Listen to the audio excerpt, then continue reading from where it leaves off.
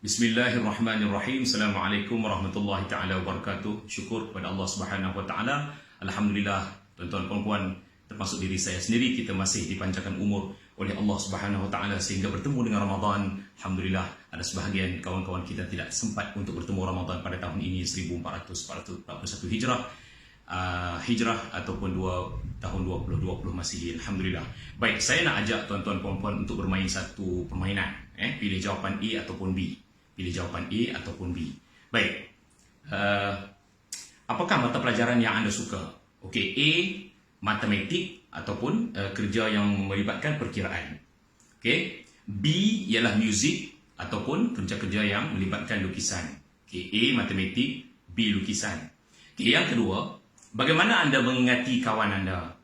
Bagaimana anda mengingati orang yang pernah anda jumpa? A dengan nama dia, okey, dan B dengan muka dia. Okey, so A dan B, tolong pilih jawapan. Okey, baik. Kemudian yang ketiga, okey, anda suka soalan kalau dalam exam, ujian, yang berbentuk objektif ataupun subjektif. Okey, A untuk objektif dan B untuk subjektif. Objektif dia ada A, B, C ataupun pilihan jawapan. Subjektif ialah bincangkan, iaitu anda, you are freely to give your ideas, ayat dan sebagainya. Okey, kemudian,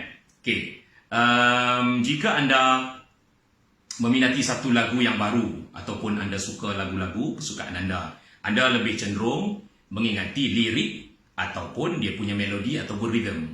Rhythm. A, lyrics, B, melodi ataupun dia rhythm dia. Okey, soalan yang seterusnya. Bila anda buat sesuatu keputusan, A, adakah disebabkan logic reason, iaitu sebab-sebab logik, perkiraan dan sebagainya. B, mengikut gerak hati ataupun intuitif. Okey, seterusnya. Okey, seterusnya saya akan minta anda buat sedikit pergerakan. Okey, buat sedikit pergerakan.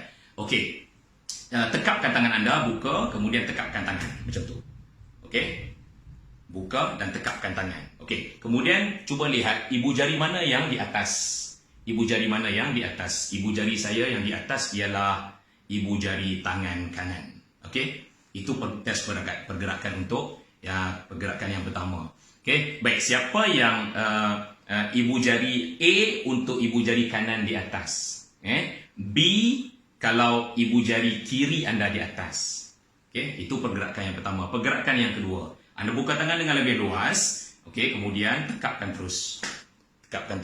Okey, cuba tengok tangan mana yang di atas. Saya tangan kanan. Okey, kemungkinan ada yang kiri. Okey, A untuk tangan kanan di atas, B untuk tangan kiri di atas.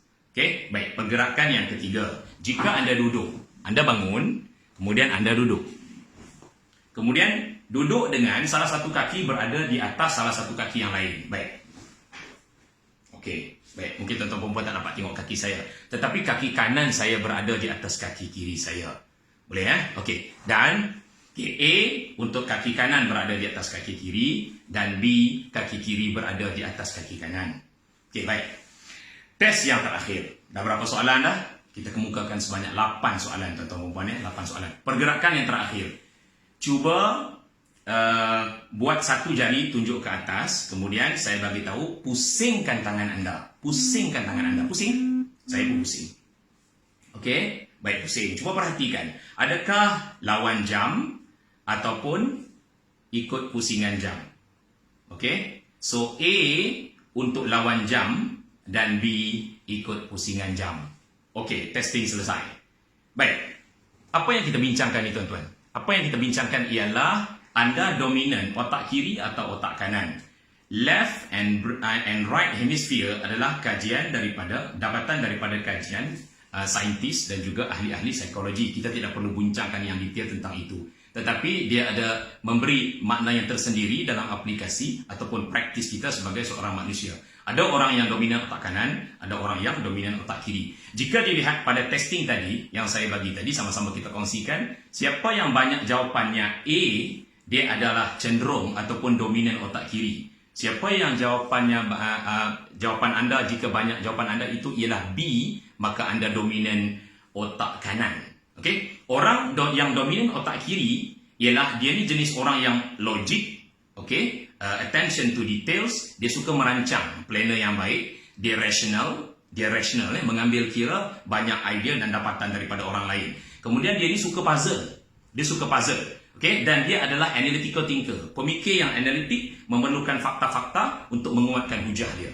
Okay? Dan dia ni cenderung menjadi seorang yang sistematik, tersusun dan juga teratur dalam hidup dia. Okay? Itu orang yang dominan otak kiri. Orang yang dominan otak kanan, mereka adalah kreatif. Kreatif. Kemudian dia intuitif. Intuitif ni dia mendengar kata hati dia. Okey, mendengar kata hati dia lebih daripada logic reasoning tadi. Kemudian dia ada unsur emotional sedikit.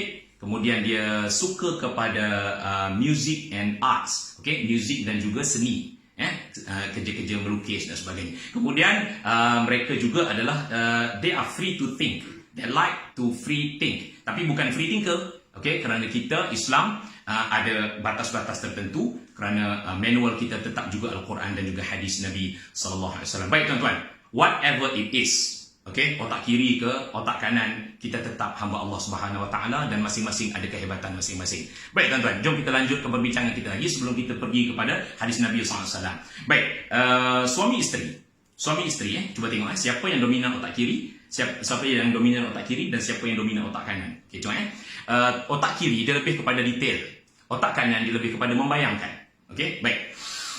Saya nak bantu isteri saya sidai baju. Dalam kepala seorang suami, sidai baju, sidai sajalah, betul?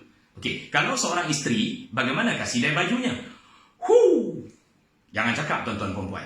Isteri sahaja yang tahu bagaimana sidai baju sahaja ada berpuluh-puluh SOP yang tidak diketahui oleh suami. Betul atau tidak?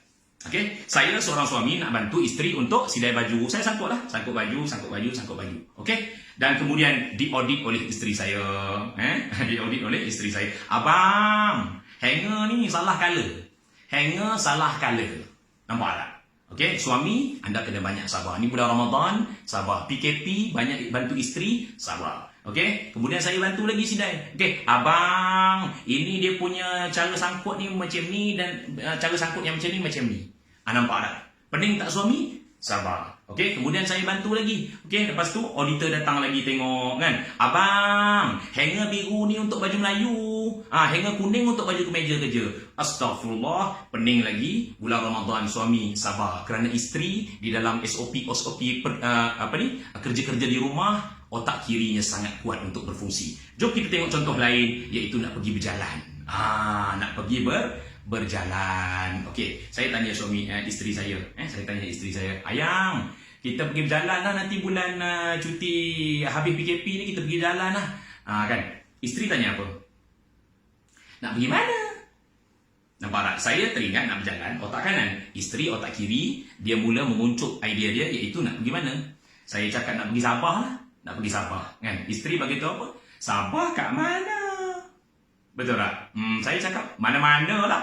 Lepas tu isteri Google. Bang, kita pergi Pundasang, kita pergi KK, kita pergi Bereh boh. Saya proceed terus dengan booking dan sebagainya. Nampak tak?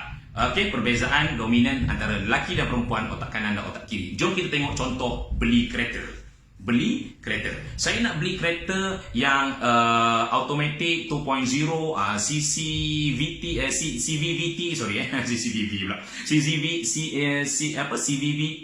Okey, ada spek engine yang tertentu supaya nanti maintenance saya lebih baik. Okey, bla bla bla bla. Isteri pula macam mana? Tak lawa lah kereta ni bang. Kereta tu lagi lawa. Nampak tak? Di sini isteri otak kanan pula. Isteri dan suami atau lelaki otak kiri. Subhanallah, inilah kejadian yang Allah Ta'ala jadikan pada manusia agar kedua-dua belahan otak kita ni berfungsi dengan baik. Hadis Nabi SAW di dalam bulan Ramadan. Man sama Ramadana imanan wa ihtisaban ghufira lahu ma taqaddama min dhanbi.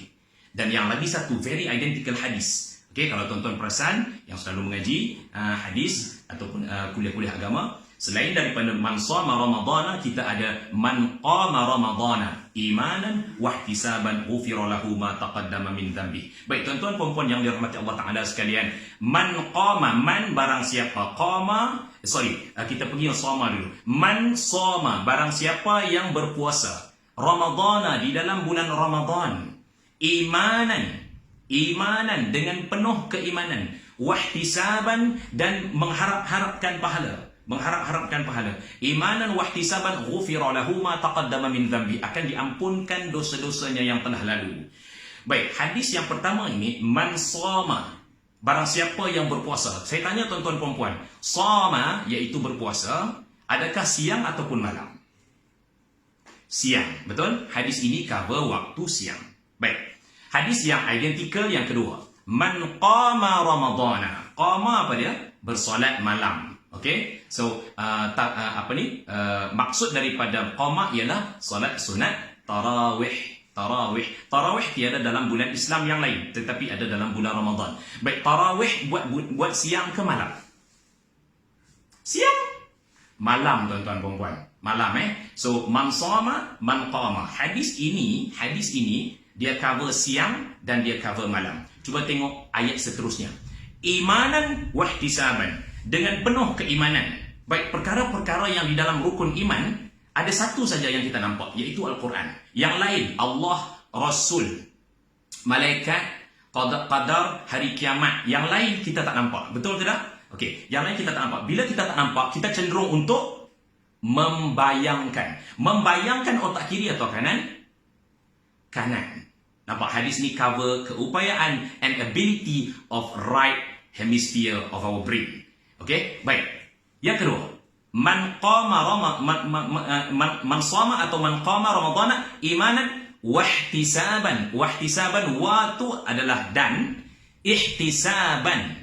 Okey, ihtisaban itu dari perkataan ihtisab ataupun hisab.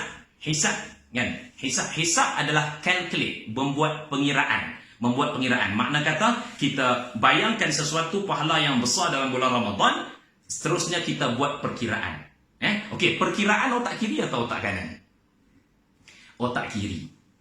Nampak ya? Hadis ini dari Nabi SAW, dia cover siang dan malam, otak kiri dan juga otak kanan. Subhanallah, subhanallah. Maka siapa yang hebat, tuan-tuan? Manusia yang hebat, bukannya dia dominan otak kiri atau otak kanan, maka dia dominan dengan kedua-dua belahan kanan dan kiri otak.